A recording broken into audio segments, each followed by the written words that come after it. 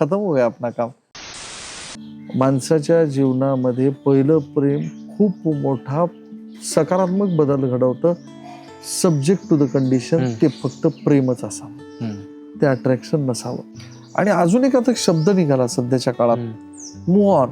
व्यवहारातली जे सोबत राहणे ती मैत्री नसते. आपण म्हणतो ही फ्रेंड, हॅपी फ्रेंडशिप डे. हा, तडजोड. तू माझ्या चुका काढू नको, मी तुझ्या चुका काढत नाही. की आपण काहीतरी वेगळं घडायला बरं, की कुठलं गाणं वाजतंय आणि ते गाणं आपल्या डोक्यात रिलेट व्हायला, तेव्हा समजून घ्यायचं की अरे यार खतम हो गया अपना काम. पण तुमच्यात पैसा, व्यवहार, जात, धर्म यातला कुठलाही दुवा एक होऊन जर ते नातं होत असेल तर ती मैत्री नाही. आणि प्रेम ही अशी गोष्ट आहे की ज्याच्यामध्ये एकदा जर का तुमचं मानसिक संतुलन ढासळलं ना, मग त्यात उभार घेणं फार अवघड आहे. जेव्हा तो मुलगा आपल्याला म्हणतो ना तुझं बोलणं चूक आहे, तेव्हा आपल्याला कळतं की आपला बाप म्हणत होता ते बरोबर आहे. तुम्ही कुठली परीक्षा नापास होऊन घरी जा, तुमच्या आई वडिलांनी तुम्हाला घराच्या बाहेर काढलं नाही, बोलतील. तुमच्या आई वडिलांनी कसं उभं केलं याच्याकडे थोडं जर बघितलं ना तर तुमचं डिप्रेशन खूप निघून जाईल.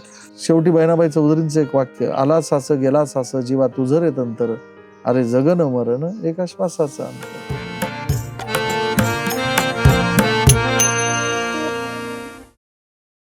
जेवढं जगण्यासाठी श्वास महत्वाचा आहे तेवढीच नाती सुद्धा महत्वाची आहेत.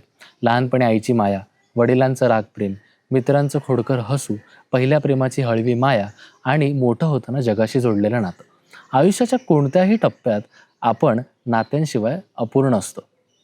कधी समजून घ्यावं लागतं, कधी सोडून द्यावं लागतं आणि कधी स्वतःलाच आरशात बघावं लागतं. आज पॉडकास्टवर आपल्यासोबत आहेत डॉक्टर सुशील कुमार धनमने, रसायनशास्त्रज्ञ, तरुणांचे प्रेरणादायी व्यक्तिमत्व आणि कीर्तनकार. चला तर मग नातीगोती या गोड गप्पांना सुरुवात करूया. लहानपणी लहान मुलांचं नाही कसं विचार विश्व असतं, इव्हन ते माझंही होतं. तर त्या विचार विश्वामध्ये आपण जगत असताना ना जे काय एलिमेंट्स किंवा जे काय आपण घडवत असतो स्वतःचं, त्याचा आपल्या आयुष्यातल्या क्रिएटिव्हिटीवरती फार फरक पडत असतो. माणसाच्या लहानपणी जे त्याचे विचार असतात ते त्याच्या जीवनाचा आरसा असतात. मग त्याचे कोणाचे 100% रिकॉल होतीलच, आठवतील असं नाही.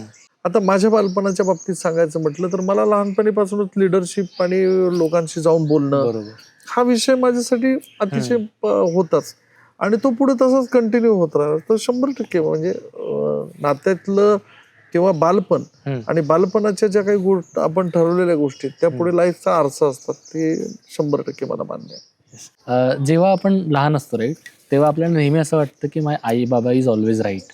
पण जेव्हा आपण मोठे होतो, तरुण वयात जातो, तेव्हा कुठेतरी तो एक दुरावा येताना आपल्याला दिसतो आणि तो आजच्या पिढीत खूप जास्त खूप दिसून येतो. तर त्याला दूर करण्यासाठी म्हणजे तो दुरावा तसा नसावा, आई वडिलांबद्दलचं प्रेम अजून वाढावं, त्यासाठी मुलांनी काय केलं पाहिजे? हे बघा, सगळ्यात महत्वाचा तुझा प्रश्न फार सुंदर आहे की लहानपणी प्रत्येक मुलाला किंवा बाळाला किंवा त्याला त्याचे आई वडील फार हवेशी वाटतात किंवा त्यांच्यातलं कम्युनिकेशन किंवा संध्याकाळी बाबा वेळेत आले नाही तर मुलं वाट बघत बसणार आणि त्यांच्याबद्दल त्या नात्यातलं प्रेम, त्या नात्यातला गोडवा खूप. हे बघा, आई वडील निस्वार्थ प्रेम करत असतात, त्याच्यात वाद नाही. बरोबर. मुलंही लहानपणी इनोसंट असतात, ते निस्वार्थ प्रेम करतात. पण एक लक्षात घ्यायचं, कुठल्याही नात्यामध्ये क्वेश्चन मार्क किंवा प्रश्नार्थक चिन्ह कधी निर्माण होतो जेव्हा त्या नात्याला ड्युटरेशन म्हणजे त्या नात्यामध्ये दुसरं कोणीतरी प्रेमाचं भागीदार म्हणून यायला लागतं. तर खरं तर आई वडिलांच्या नात्यामध्ये कोणी दुसऱ्या प्रेमाने भागीदार यायला नकोय. पण जेव्हा आपल्याला मित्र मिळतात किंवा एखादी व्यक्ती आपल्याला कधी असं वाटायला लागलं ना की आपल्या आई वडिलांपेक्षा ती व्यक्ती सांगते ती बरोबर, त्या दिवशी समजायला लागायचं की आई वडिलांचं नातं आपलं संपत चाललं. पण तुमच्या मित्रांमध्ये किंवा तुमच्या सर्वांमध्ये हितगुज झाली पाहिजे की आपण आपल्या आई वडिलांचं नातं कसं टिकवलं पाहिजे. जर आपण आपल्या आई वडिलांचं नातं टिकवलं नाही ना तर पुढे लक्षात घ्या याची परिणिती वृद्धाश्रमाचाच होणार. त्यामुळे आई वडिलांसोबत आपलं नातं राहण्यासाठी काही अंशी आपल्याला माघार घेता आली पाहिजे. आता मला माझ्या आई वडिलांचं सगळं आवडतच का किंवा आई वडिलांना माझं सगळं आवडतच का, पण त्यांनी ऍडजस्ट केलं ना तर मग आपण एक पायरी मागे घेतली तर काय हरकत. हे नवीन पिढीने शिकलं पाहिजे. कारण काळ किती बदलला ना तरी त्यांच्याकडून येणाऱ्या ज्या गोष्टी नाही ते आणि ते सोडून कुणासाठी जाणार आहेत, ते आपल्यासाठी सगळं करणार आणि आपल्यासाठी जीवनभर त्याग केला, तर आपण थोडस माघार घ्यायला शिकलं पाहिजे, बस असं मला वाटतं. अजून एक, आणि आता आपण पालकांबद्दल बोलतोच आहे, तर जेव्हा आपली मुलं लहान असतात किंवा शालेय वयात असतात राईट, तेव्हा बऱ्याच वेळेस ना शैक्षणिक अपयशाकडे पालकांनी कशा प्रकारे बघितलं पाहिजे की जेणेकरून त्याचा प्रभाव मुलांच्या पुढच्या आयुष्यावर पडू नये? कारण बऱ्याच वेळेस असं होतं की एखाद्या अपयशाकडे पालकांकडून असं बघितलं जातं की त्या मुलाच्या मनात ती ठेवण राहते. हे तशी बघा, मला काय वाटतं की पालकाची भूमिका शैक्षणिक अपयशाकडे बघण्याची किंवा त्या मुलाला शिक्षणाबद्दल रागवण्याची भूमिका ही त्या पालकाची पॉझिटिव्ह भूमिका आहे, सकारात्मकच. बरोबर. एखादं चांगलं समजा होण्यासाठी. तुम्ही जर का एखादे काहीतरी शिक्षण करताय, तो शिक्षणामध्ये तुम्ही चांगलं काय करावं. माझी मुलगी आता 12वी सायन्सला आहे, तर ती जर समजा अभ्यास करत नसेल तर मी म्हणायचं का की तुला जर मार्क 10 पडले 5 पडले तर ठीक आहे बाबा, जसं आहे तसं नाही हो. मग पालक कशाला म्हणायचं. पण आपल्याला कळतं की शैक्षणिक बाबतीमध्ये मुलांना किती मार्गदर्शन केलं पाहिजे. समजा तुमची एक लेवल आहे, सगळ्यात जास्त आपली लेवल आपल्या पालकांना माहिती असते. बरोबर. ती तिथपर्यंत तर स्ट्रेच होऊ द्या. समजा एखादा मुलगा जर का 12वी सायन्सला टिकणार आहे आणि तो जर म्हणला करत नाही, तर पालकांनी एवढंही म्हणायचं नाही का की नको नको तू करू नको. समजा एखादा मुलगा MPSC ला करणार आहे, तो म्हणला नाही मला नाही काय करायचं, मी घरीच राहणार आहे, त्या पालकांनी हे ऍक्सेप्ट केलेलं असतं तो मुलगा काय करणार नाही. पण आणि दुसरी महत्वाची गोष्ट की त्याला शैक्षणिक येणारा अपयश हे पालकांना कधीच अपयश वाटत नाही. बरोबर. तुम्ही कुठली परीक्षा नापास होऊन घरी जा, तुमच्या आई वडिलांनी तुम्हाला घराच्या बाहेर काढलं नाही, बोलतील तेवढं तर तुम्हाला यायला, ठीक आहे ते कष्ट करतात तेवढं मग त्याला जर अपयश, तो त्यांचा हक्क आहे ना, अधिकारही आहे, हक्कही आहे. आणि दुसरी महत्वाची गोष्ट, या छोट्या गोष्टीला बघून आता तर काही झालं की ते आत्महत्या करणं आणि विनाकारण स्वतःला कुठेतरी निगेटिव्ह मध्ये जाणं, याला डिप्रेशन याला एक वेगळं कारण आहे. डिप्रेशन मध्ये तुमचा असणारा ग्रुपच पूर्ण डिप्रेस्ड असतो. बरोबर. आणि त्या वातावरणाचा तुमच्यावर संस्कार, तुमच्या आई वडिलांनी कसं उभं केलं याच्याकडे थोडं जर बघितलं ना तर तुमचं डिप्रेशन खूप निघून जाईल. त्यामुळे सकारात्मकता मला वाटते महत्वाची. आणि याला वेळ काय जातो की याचंही लक्ष पालकांनी, आपला मुलगा कोणासोबत राहतोय, आपल्या मुलाचं सराउंडिंग काय, हे थोडं पालकांनी लक्ष देऊन बघितलं पाहिजे. त्यामुळे मला वाटत नाही शैक्षणिक अपयश याकडं पालकांनी कठोर होऊ नये असं. पालकांनी कठोर होऊच नाही. पालकांनी कठोर होऊ नये म्हणजे काय, पालकांनी सांगावं की बाबा तुझं चुकलं.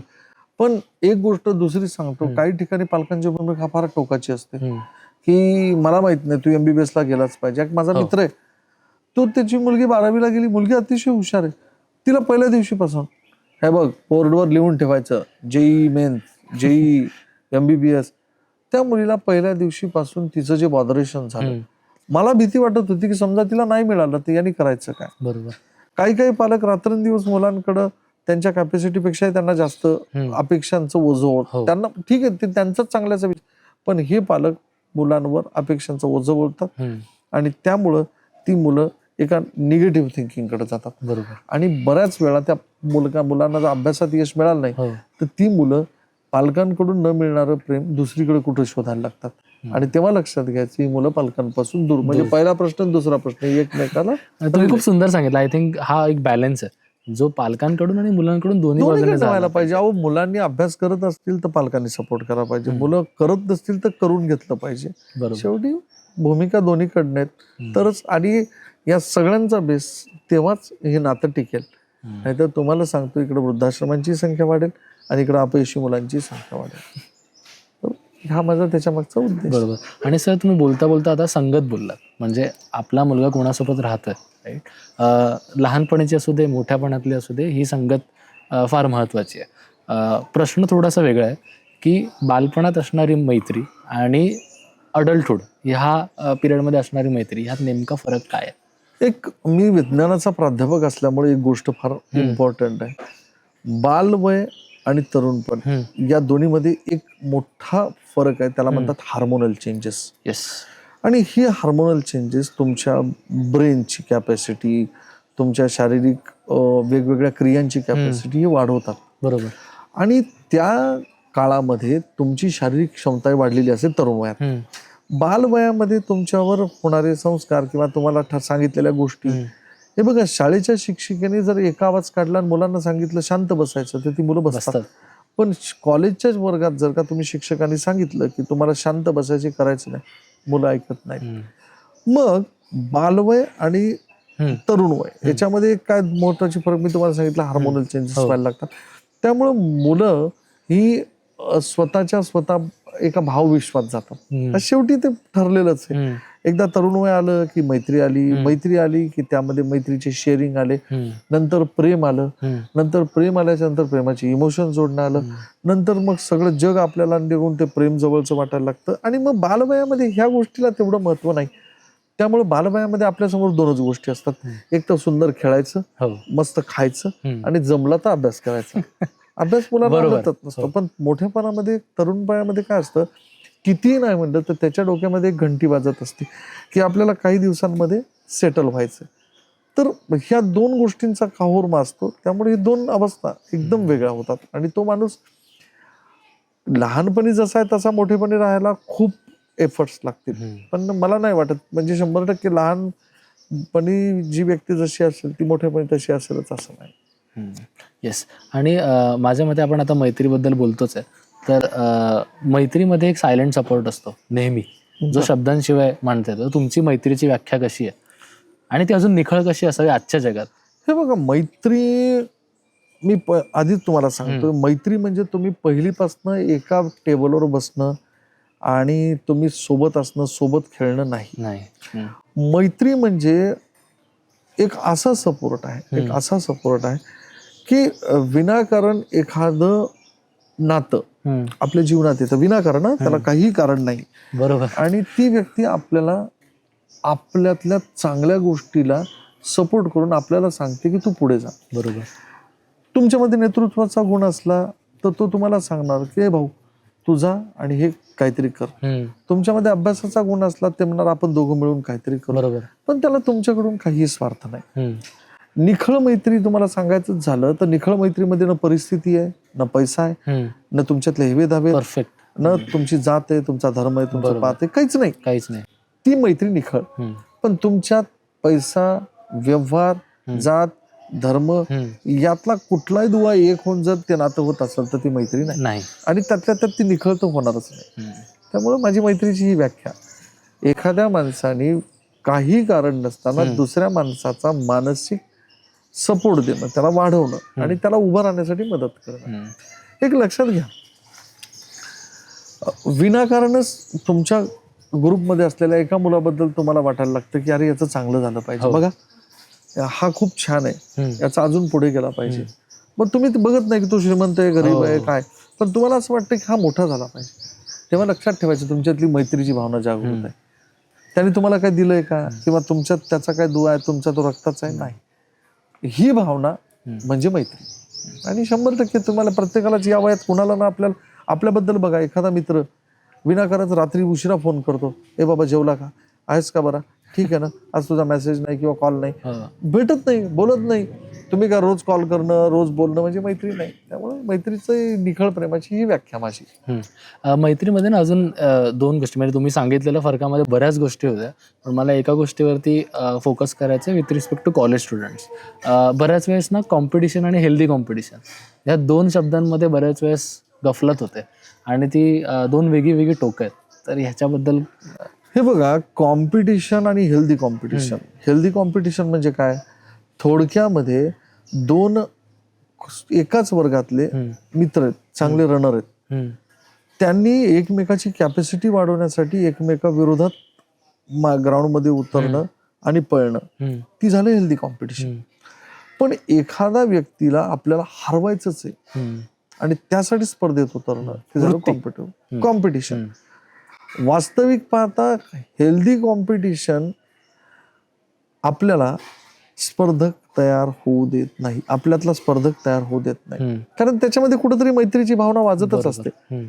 तुम्हाला जर स्पर्धक म्हणून तयार, आता उद्या जर तुम्ही क्रिकेटमध्ये म्हटला की एक टीम आणि बी टीम ही आता एक मैत्रीपूर्वक स्पर्धा म्हणून खेळू, ते नाही होणार ना. आणि तुम्ही म्हणला तसे दोन टोकं कशी व्हायला लागली, कॉम्पिटिशन आणि हेल्दी कॉम्पिटिशन. हेल्दी कॉम्पिटिशन मधला माणूस हा कॉम्पिटिशनला तयार होतच नाही, माझं स्पष्ट मत आहे.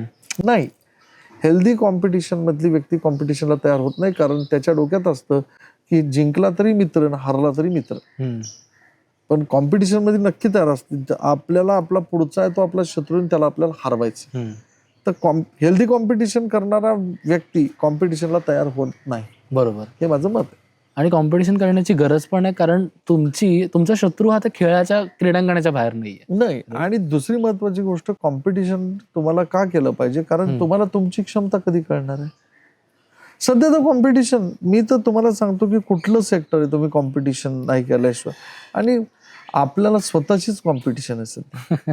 त्यामुळे कॉम्पिटिशन केल्याशिवाय तुमचं जीवनच नाही, जगणारच नाही. त्यामुळं there should be a competition, म्हणजे असायला पाहिजे, असं माझं मत आहे. येस. आता तरुण वयाबद्दल बोलत असताना आपण बरेच वेळेस इनडिरेक्टली प्रेमाबद्दल पण बोलतो. right? पहिलं प्रेम आपल्या आयुष्यात किती बदल घडवून आणतं, त्याचा इम्पॅक्ट आपल्यावरती किती असतो? आमच्या वर्गामध्ये 8वीला आमचा वर्ग फार साधा हेट्रोजिनियस वर्ग, आणि त्यावेळेस मुलांच्या डोक्यामध्ये एकदम काहीतरी असं वाटतं की काही कळत तर काही नसतं, पण त्या वयामध्ये आपल्याला कळायला लागतं की कुठल्या तरी व्यक्तीशी आपण बोललं पाहिजे, मग ही व्यक्ती, आणि आपल्याला कळतं की मैत्रीपेक्षा जरा पुढची भावना आहे.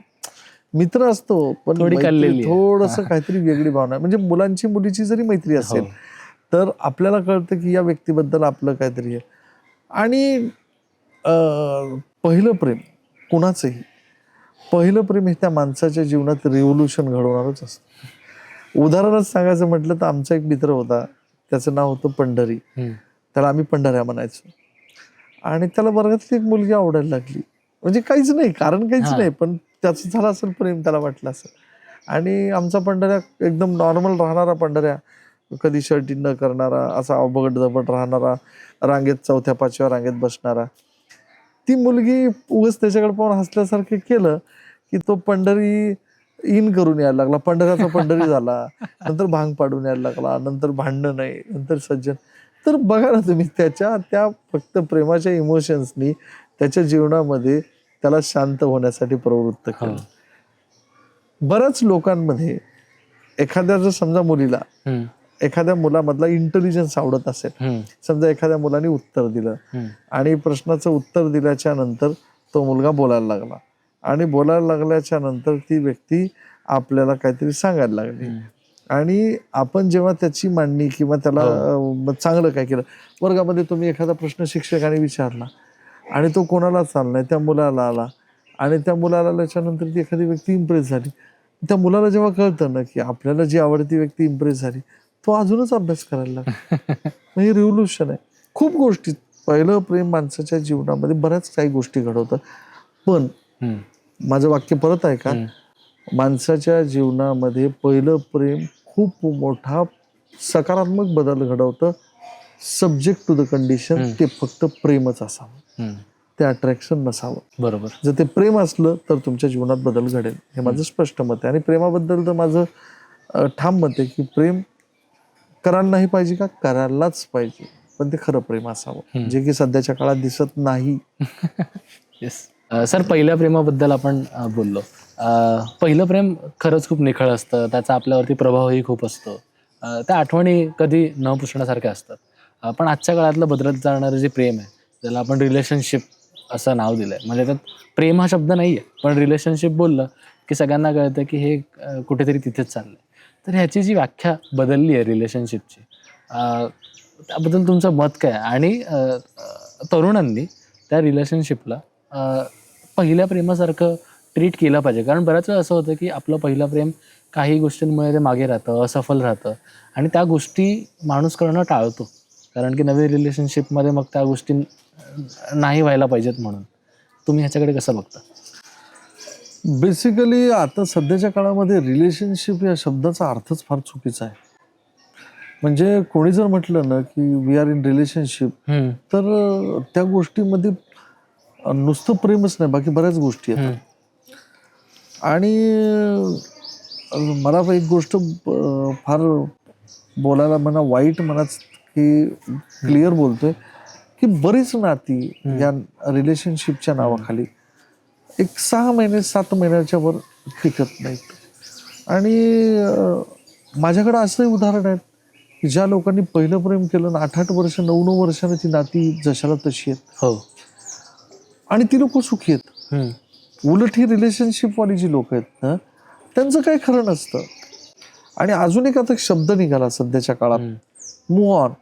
Move on. हा येस. तर म्हणजे ती नातं करतात लोक. हो. आणि त्यांचं तुम्ही एखादं प्रेम खरं जर असेल ना, त्याचं जर तुटलं ना, तर त्या दोन्ही लोकांना होणारा त्रास आहे. पण हे आत्ताचं जे रिलेशनशिप आहे याच्यामध्ये ते डायरेक्टली एक व्यक्ती दुसऱ्या व्यक्तीला विचारते की तू मोहन झालास का नाही. हो. सो याला प्रेम नाही नाही म्हणायचं. म्हणत. तिसरी महत्वाची गोष्ट की अजून एक गोष्ट फार प्रखर बोलतो मी, की जुन्या काळामध्ये किंवा आधीच्या ह्याच्यात किंवा खरं प्रेम आहे, ती व्यक्ती दुसऱ्या व्यक्तीला एक हळूवार भावनांनी त्याच्या जीवनामध्ये एंट्री करते. हो. पहिल्यांदा साधं बोलणं, बरोबर. नंतर ती व्यक्ती त्याच्याशी कम्फर्ट होत जाते, हो.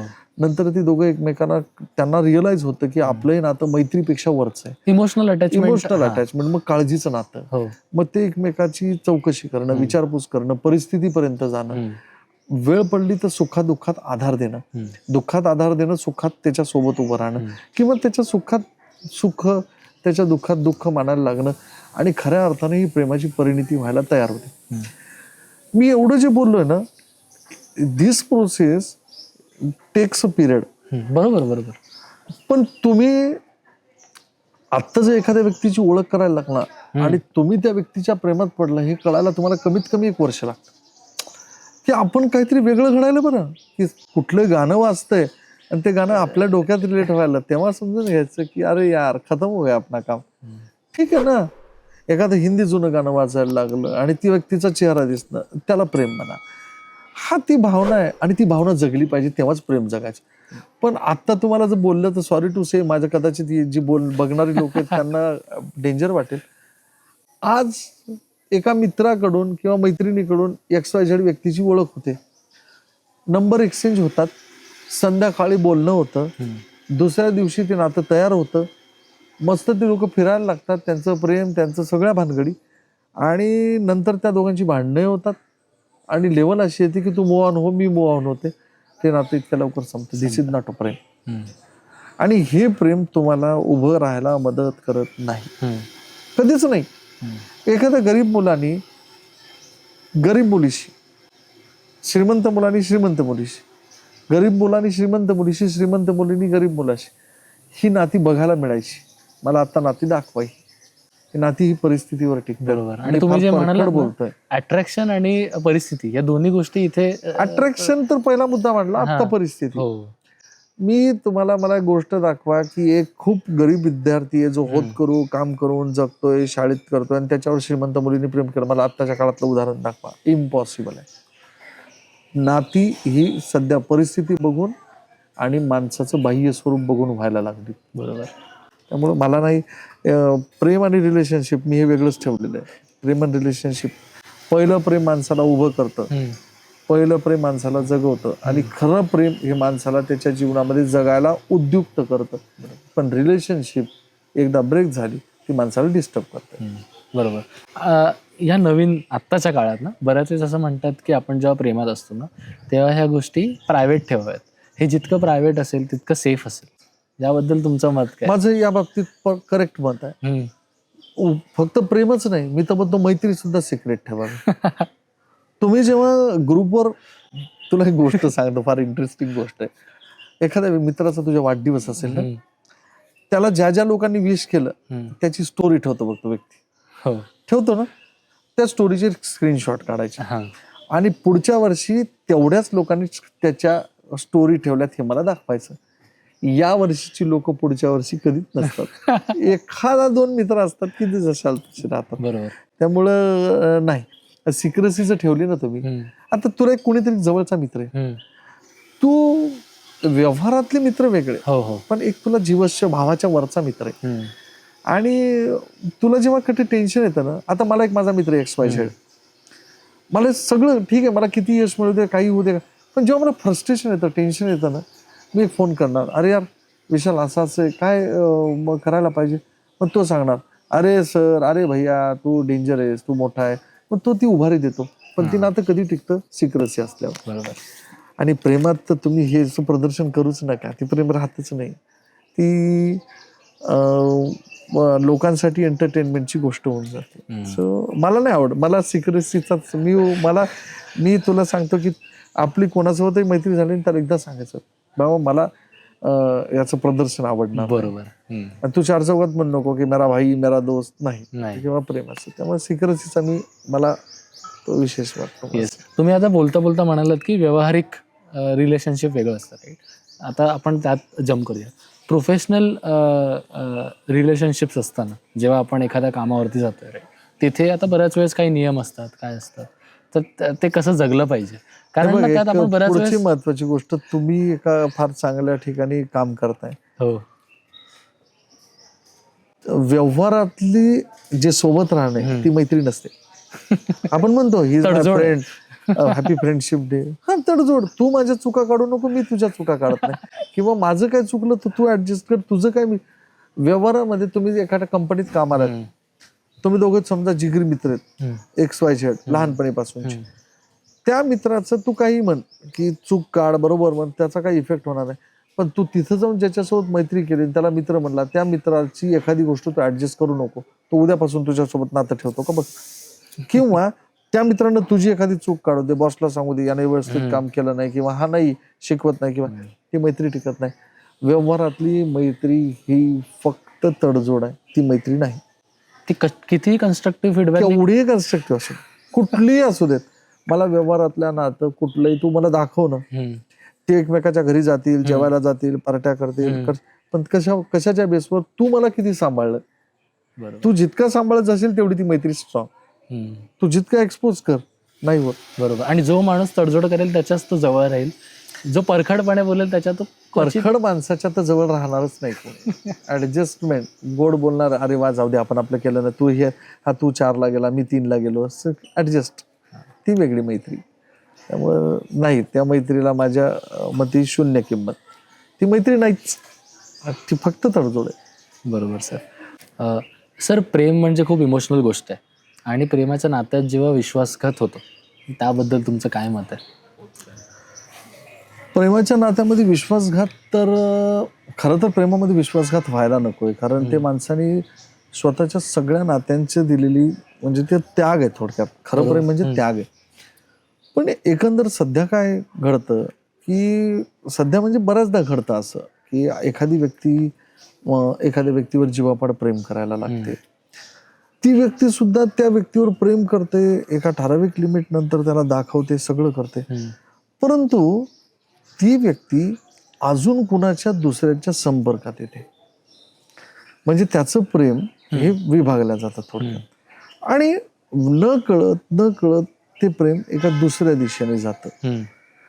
आणि मग ह्या व्यक्तीला तो कन्सिडर करायला लागतो की ठीक आहे, ग्रँटेड, ही माझ्यावर प्रेम, किंवा हा माझ्यावर प्रेम करतोच, तर नेहमीच असेल. पण आणि ते सिक्रेट असं ठेवलं जातं की या व्यक्तीलाही कळत नाही काय घडतंय, पण त्याच्या वागण्यामध्ये जो बदल घडतोय, लक्षात घ्या, त्या दिवशी प्रेमामध्ये विश्वासघात चालू झाला. मग प्रेमामध्ये विश्वासघात झाला की या व्यक्तीचा मानसिक संतुलन पूर्णतः बिघडतं. मग ते व्यक्तीला वाटतं की आपण केलं ते चूक आहे का.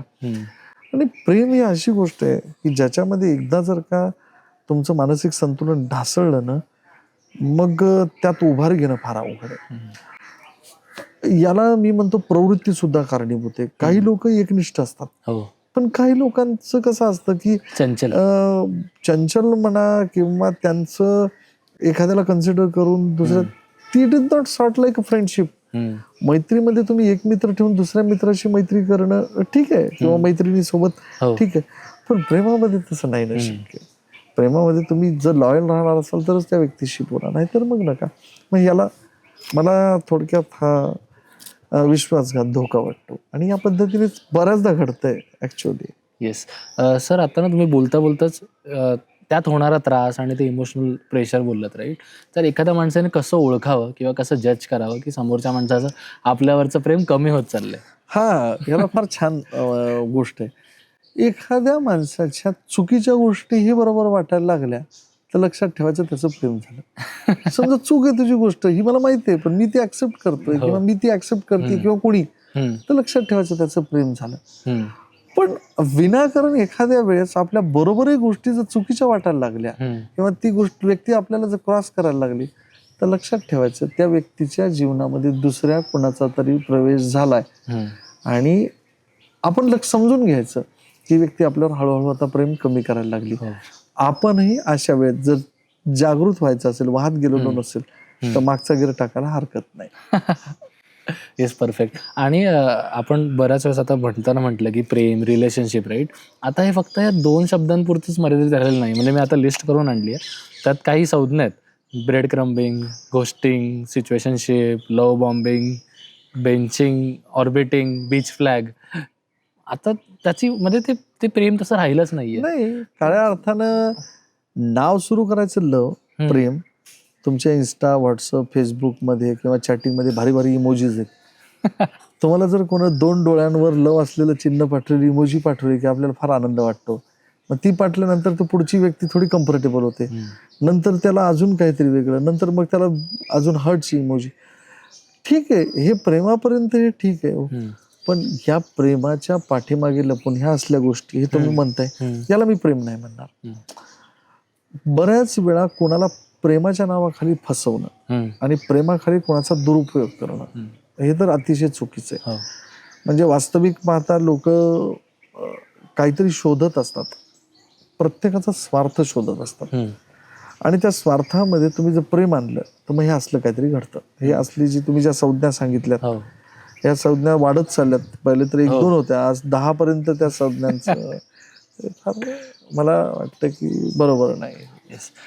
जेव्हा आपण प्रेमाकडून पुढे जातो, राईट? तरुण वय गेलं आणि आता आपण लग्नबंधनात अडकतोय. कारण आपल्या संस्कृतीतला जो एक संस्कार आहे, ओव्हरऑल जीवनातले ते एक चक्र आहे आणि ते चक्र तसं फिरणारच आहे. जेव्हा आपण त्या लग्नबंधनात अडकतोय, त्यानंतर आपण कितीही चंचल असलो, भूतकाळात कितीही गोष्टी घडलेल्या असल्या, तरी तिथून पुढे एकनिष्ठ होणं, कारण आपल्याला ते फक्त आपल्यासाठी करायचं नसतं, आपल्या संपूर्ण कुटुंबासाठी करायचं असतं. त्याबद्दल तुमचं ओव्हरऑल मत कसं आहे? ही तर गोष्ट तुमची एकदम बरोबर आहे की माणसाच्या प्रत्येक माणसाच्या जीवनामध्ये एक भूतकाळ असतो.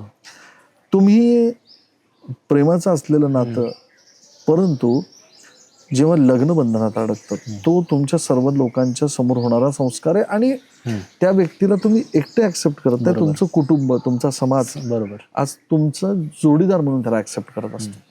मग अशा वेळेस प्रत्येक नात्याचा, मी म्हणतो ना, प्रत्येक नात्याचा बेस काय? मग आईचा असू दे, मुलाचा असू दे, मित्राचा असू दे, भावाचा असू दे, वडिलांचा असू दे, कुणाचा असू दे, शिक्षकाचा असू दे, प्रियसी प्रियकराचा, प्रत्येक नात्याचा बेस हा प्रेम आहे.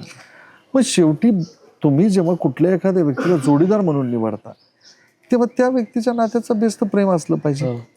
मग तुमच्या मागच्या जीवनामध्ये काय झालं ते सगळं सोडून, किंवा दुसऱ्या व्यक्तीचंही काही समजलं तर ते सोडून, तुम्ही परस्पर एकमेकाच्या विचाराने तुम्ही पुढे पुढे चालत राहणं, बरोबर ना, की एकमेकाचे दुने काढणं. परंतु हे असं जर केलं तर तुमचं नातं हे जीवनभराचं टिकणार, जेणे की आदर्श एक चांगलं नातं, तुम्हाला समाधान देणारं, तुम्हाला समृद्धी देणारं, तुम्हाला सपोर्ट देणारं. पण सध्याच्या काळामध्ये काय होतं की विनाकारण आपण काय करतो, काहीतरी शंका कुशंका. मी काय म्हणतो, जसा ए व्यक्तीचा भूतकाळ आहे तसा बी व्यक्तीचा भूतकाळ.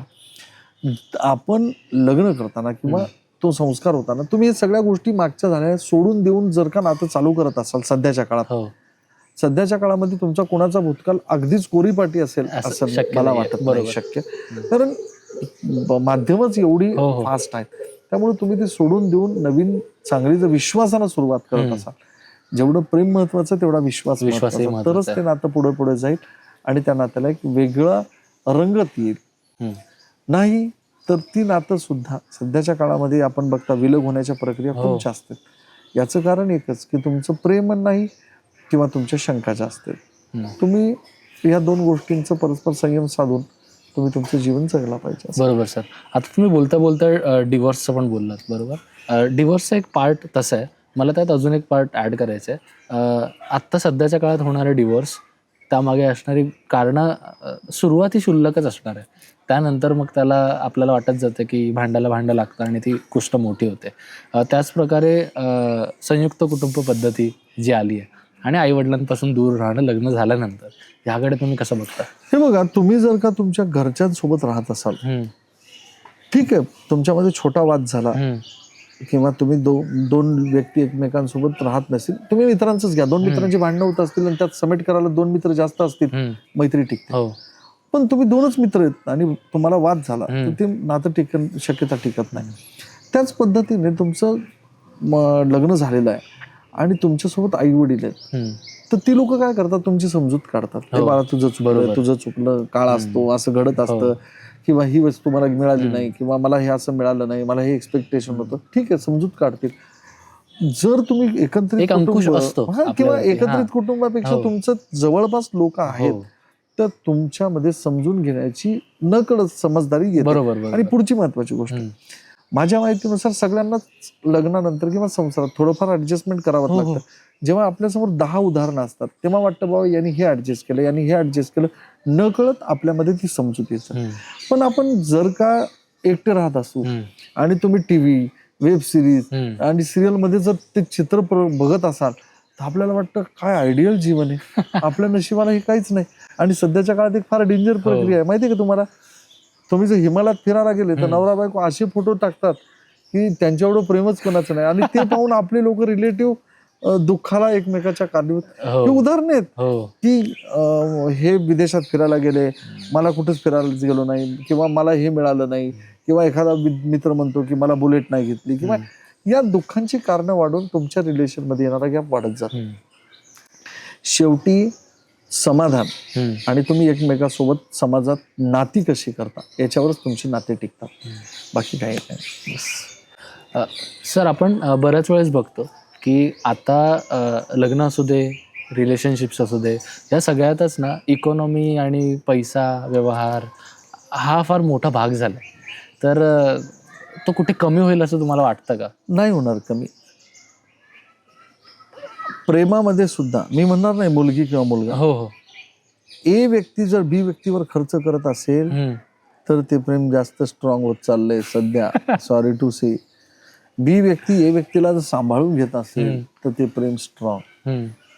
कुठल्याही गोष्टीमध्ये सध्या तुमचं गिफ्ट देण्याचं प्रमाण, तुम्ही एकमेकाला काय केली, तू एखादा 2 व्यक्तीचं प्रेम आहे, ती व्यक्ती समजा चुकून कुठल्या शैक्षणिक दौऱ्याला किंवा बाहेर गेली, तू त्याच्यासाठी काय आणलंय, म्हणजे अपेक्षा डायरेक्टली रिलेटेड टू इकॉनॉमी.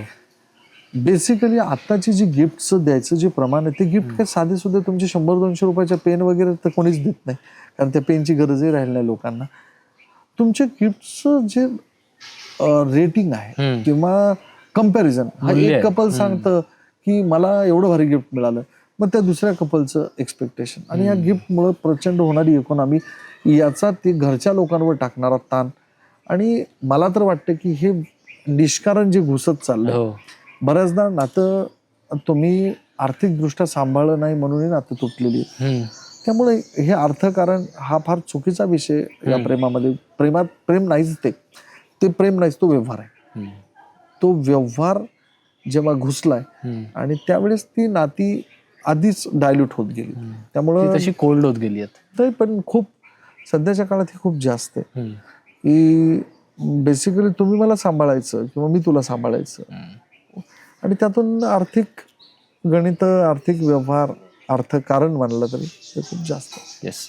जेव्हा आपण पुढच्या टप्प्यात जातो, आता म्हणजे आपण तरुण झालो, लग्न झालं, आणि आता एक आपला पुढचा टप्पा आला ज्यात आपण आता वृद्धापकाळाकडे वळतो, राईट? तेव्हा आपल्या काही इच्छा असतात, बरोबर, की आपण आत्मसन्मानाने जगलं पाहिजे. पण आपल्या आईवडिलांचं जे तरुण होतं किंवा तुमचं जे तरुणपण होतं, आणि आता तुम्ही ज्या पुढच्या वाटचालीकडे जाते त्यात आयुष्य खूप बदलतं. आता आयुष्य बदलायचा पण स्पीड एवढा वाढलाय की प्रत्येक 5-10 वर्षात त्याची ओव्हरऑल त्याचं स्ट्रक्चरच बदलतंय. तर एखाद्या वृद्ध होणाऱ्या माणसाने काय काळजी घ्यावी की जेणेकरून बदलत्या काळात सुद्धा त्यांचं स्वतःचा आत्मसन्मान पडू नये? एक सगळ्यात महत्वाची गोष्ट ही प्रक्रिया आहे. आज जिथं आपले वडील होते तिथं आपल्याला उभं राहायचं. बरोबर. लहानपणी किंवा तरुण वयात आपले वडील जर आपल्याला काही सांगत असतील ना, तर आपण त्या वडिलांचं बऱ्याचदा म्हणतो की नाही यांचं बरोबर नाही. ते तोंडावर जरी म्हटलं तर आपल्याला आपल्या वडिलांचं बोलणं चूक वाटायला लागतं. पण लक्षात ठेवायचं, तेच बोलणं जेव्हा आपण बाप म्हणून आपल्या पोराला सांगू का, जेव्हा तो मुलगा आपल्याला म्हणतो ना तुझं बोलणं चूक आहे, तेव्हा आपल्याला कळतं की आपला बाप म्हणत होता ते बरोबर आहे. तुम्हाला सुद्धा त्याच पायरीवरती उभं राहायचं. 100%. तर यामध्ये सध्याच्या काळामध्ये मुलांना नात्याने बांधून ठेवणं हा एक फार मोठा प्रकार. त्या प्रत्येक जुन्या काळामध्ये तुम्ही तुमच्या वडिलांनी रागवलं, तुम्हाला काही केलं की जुन्या काळामध्ये बघा, तुम्ही उदाहरण सांगतात, मी शिकत नव्हतो तर माझ्या वडिलांनी मला घराच्या बाहेर हाकलून दिलं, हो मी अभ्यास करत नव्हतो तर मला हाकलून दिलं. आज ही परिस्थिती आहे, हो. ही नाही शक्य. नाही आहे. आज सगळं तयार मिळतंय. तुम्ही तयारपेक्षा त्या मुलाला त्या फॅमिलीबद्दल राग बसत. त्या मुलांना वडिलांनी जर कोणाला काढून जरी दिलं तर ती फॅमिली राग नाही, मला काढून दिलं म्हणून मी घडलो, ही मुलं बोलतात. हो बरोबर. पण आज नाही ना, तुम्ही एखाद्या मुलाला बोलून दाखवा. मग त्या वडिलाला जर वृद्धापणात जर सुखी राहायचं असेल तर त्या मुलाला मोठंही करायचं आणि त्याला दुखवायचं नाही. ही अशी दुहेरी कामगिरी आत्ताच्या पिढीवर आहे. बरोबर. मग ते करत, संस्कार करत, सगळ्यांना बांधत, त्यांची मोड बांधत, त्यांना प्रेमानं नेत पुढं गेलं तर ती लोक वृद्धा काळात सांभाळतात.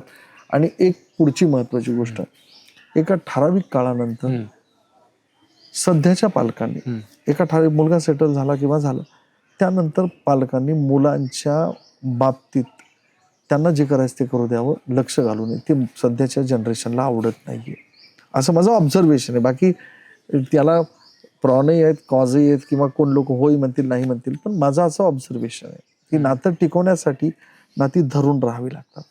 असं नाही की तुमचं माझं नातं मैत्रीचं आहे, तुमचं माझं बहीण भावाचं नातं आहे, तुम्हाला राखी पौर्णिमा भाऊबीज करावंच लागेल तर बहीण टिकेल. तुम्हाला बहिणीने भावाला राखी पौर्णिमा भाऊजीला बोलवलं तरच भाऊ टिकेल. दोन भावांनी एका सणाला एकत्र आलं तरच. तुम्ही सांगितल्याप्रमाणे कोकणामध्ये जेव्हा सगळाच तुमचे रिलेटिव्ह आणि एकत्र जमतात तेव्हा तुमचं कुटुंब एकत्र राहील. मनाला भाऊ आहे, मनाला बहीण आहे, पण कधी भाऊबीज नाही, कधी राखी पौर्णिमा, ते नातं टिकणार नाही. वडिलांना सणावाराला किंवा सगळ्या कुटुंबाने एकत्र झालंच पाहिजे, किती न्यूक्लिअर, किती तुमचं कुटुंब छोटं असो का मोठं असो, तर हे सगळे संस्कार टिकतील. लहान मुलाचा लहान मुलाला न्याय मिळेल, तरुणांचा तरुणांना मिळेल, स्त्रियांचा स्त्रियांना मिळेल आणि वृद्धांचा वृद्धांना मिळेल. हे कधी सगळ्यांनी नाती जपली तर. हो, खूप सुंदर म्हणालात सर तुम्ही. जेव्हा एखादं लहान बाळ चालायला लागतं ना, तर एक म्हण आहे की जेव्हा तुमचं बाळ चालायला शिकलंय रांगून, तेव्हा त्याचा हात सोडावा, कारण ते स्वतः चालेल. करेक्ट. आणि जेव्हा ते धडपडेल तेव्हा ते स्वतःच शिकेल. आणि आजच्या काळात ते मुलांना आवडतही नाही आणि पालकांनी ते थोडंफार शरीर फिरू द्यावं आणि चुकांमधूनच ते शिकतील. सध्याची पिढी थोडीशी जरा प्रयोग करणारी, बरोबर, रिस्क घेणारी मुलं आहेत. त्यामुळं त्यांना सेफ खेळणं आवडत नाही. म्हणजे त्यांना असं वाटतं की आपण काहीतरी नवीन अंगावर घ्यावं, फेल्युअरच गेलं तरी त्यांना डेअरिंग करावी. मग अशा वेळेस जर पालक प्रत्येक ठिकाणी ते सेटल, आता तुम्ही समजा एक मुलगा नोकरी लागला, कंपनीत लागला, त्याला असं वाटलं की बाबा मला जावं, MBA करावं किंवा मी कुठं विदेशात जावं, काही करावं, आणि त्या पालकांनी म्हटलं नाही नाही, ही नोकरी व्यवस्थित इथंच राहा, कर, तर ती मुलं काही काळानंतर पालकांना दोषी ठरतात. हे बघा, त्यांचं फेल्युअर जर आलं तर ते तुम्हाला दोषी ठरत नाहीत, पण तुमच्या सांगण्याने जर ते म्हणले ना की आमचं झालं नाही, तर ते तुम्हाला नक्कीच दोषी ठरतात. बरोबर बरोबर. येस सर, खूप सुंदर विषय होता.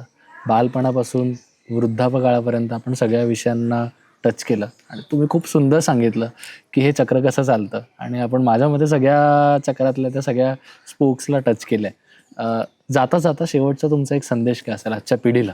माझा सगळ्यात महत्वाचा संदेश आजच्या पिढीला एक आहे की तुम्ही थोडं जितकं व्हर्च्युअली चालताय ना तितकं तुम्ही जमिनीवर या.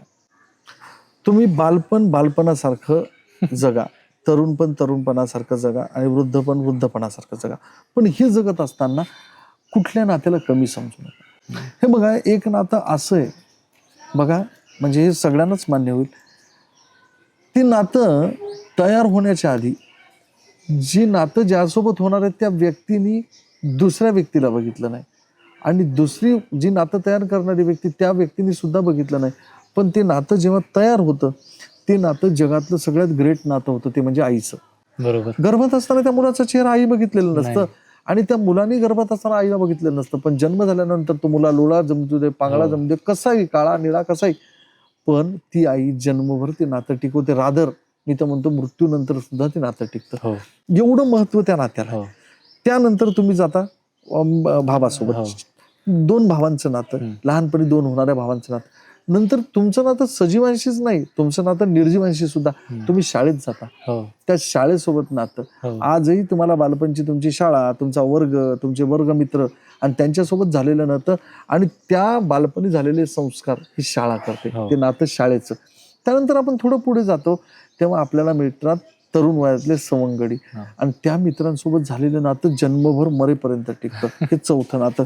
पुढे आपण थोडं अजून तरुण होतो, आपलं प्रेमात पडतो, प्रेमात झाल्याच्या नंतर बऱ्याच लोकांची प्रेमाची परिणती जीवनसाथी सोबत होती. ते पुढं झालेलं नातं, हे नातं पुढं जाऊन नातं व्यक्तीशी, नातं समाजाशी, नातं निसर्गाशी असं करत करत करत तीच व्यक्ती पुढं बाप म्हणून जेव्हा होते तेव्हा त्या नात्याचं सर्कल संपतं. येस. आणि ही सगळी नाती जेव्हा संपतात तेव्हा तुमचा शेवटचा प्रश्न, ह्या सगळ्या नात्यांपेक्षा महत्वाचं नातं कोणाशी? आपल्या स्वतःशी. कारण आपण स्वतःशी जेव्हा बोलतो, आपण स्वतःशी जेव्हा म्हणतो, मी तुम्हाला सांगितलं की माझं जेव्हा सायकोलॉजिकल काउन्सिलिंग आहे तेव्हा ती व्यक्ती म्हणते मी चूक आहे, मी पाप केलंय, मी हे करायला नको होतं, मला ह्या क्षेत्रात जायला नको होतं. हे कधी चुकतंय? जेव्हा तुम्ही स्वतःला न ओळखता, स्वतःचं नातं न करता ते जीवन जगत असतात. त्यामुळे स्वतःचं नातं तेवढंच महत्त्वाचं. त्यामुळे माझं म्हणणं एक आहे की कोणाला क्रिटिसाइज करू नका, कोणाला चुकीचं ठरवू नका, कोणाच्या माघारी त्याला वाईट बोलू नका. आणि एखादं नातं जर का अतिशय साध्या पद्धतीने टिकत असेल त्याला स्ट्रॉंग करण्याचा प्रयत्न करा. तुमचे बोललेले शब्द कधीही परत येत नाहीत आणि एकदा तुटलेलं नातं कधीही जुळत नाही. दोरा आहे, त्या दोऱ्याला एकदा तुटलं त्याला गाठ पडते आणि तो हाताला गाठच लागतो. त्या पद्धतीने नाती जपा, माणसं जपा आणि जीवन समृद्ध करा. पैसा, म्हातारपणी समजा तुमच्याकडे प्रचंड पैसा पडून, तुमच्यासमोर मी एक उदाहरण ठेवतो, तुमच्याकडे प्रचंड पैसा पडून, तुमच्याकडे 4 माणसं पडून, म्हातारपणी बोलायला माणसं नाही. आज आत्ताची समाजाची अवस्था वाईट काय? कम्युनिकेशन नाही, बोलणं नाही. त्यामुळे ती नाती तयार करा. आणि या सगळ्यात नात्यांना स्पर्श करता करता एकच गोष्ट महत्त्वाची आहे, तो म्हणजे संवाद आणि तो सुसंवाद. तुम्ही जितकं लोकांचं वाईट उणदुणं कराल हा निसर्ग तेवढंच आपल्यावर उलटून देत असतो. त्यामुळे चांगलं राहा, चांगलं जगा आणि कधीतरी जायचंच. शेवटी बहिणाबाई चौधरींचं एक वाक्य, आला सास गेला सास जीवा तुझं रे तंतर, अरे जगन मरण एका श्वासाचं अंतर. त्यामुळे चांगलं जगण्याचा आपण प्रयत्न करावा. बस एवढंच. समाजाला माझं एकच सांगणं आहे किंवा प्रत्येकाला माझं एकच सांगणं आहे, जितकं पॉझिटिव्ह जगता येईल तेवढं जगा. उद्याचा आत्ता सोडलेला श्वास परत जाईल का नाही याची गॅरंटी नाही. त्यामुळे बी पॉझिटिव्ह. येस. सर, खूप सुंदर, खूप मजा आली. जाता जाता मी एकच वाक्य बोलेन, सुसंवाद तुम्ही जे बोललात ना, आपल्या आयुष्यात शब्द हे शस्त्र आहे आणि ते आपण जपून वापरलं पाहिजे. याच बोलण्याने मी ह्या कार्यक्रमाची सांगता करेन. नाती गोती वेळ दिल्याबद्दल खूप खूप धन्यवाद. थँक्यू. धन्यवाद.